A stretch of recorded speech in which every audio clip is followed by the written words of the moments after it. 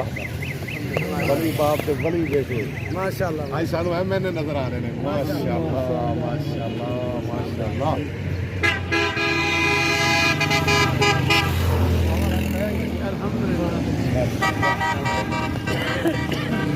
बहुत खुशी हुई है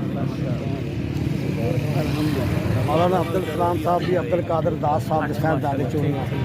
ਹੁਣ ਜਿਹੜੀ ਪਾਰਟੀ ਹੈ ਨਾ ਜੀ ਇਹ ਤੁਸੀਂ ਦੋਹਣਿਆਂ ਨੇ ਦੋ ਭਾਈਆਂ ਨੇ ਅੱਛਾ ਜੀ ਹਾਂਜੀ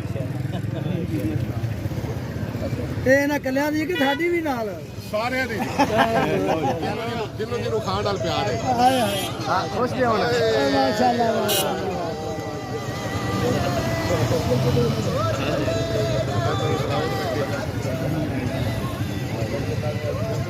ਲੱਗ ਜਾਣੀ ਵੀ ਅਖੀਰ ਠੀਕ ਹੈ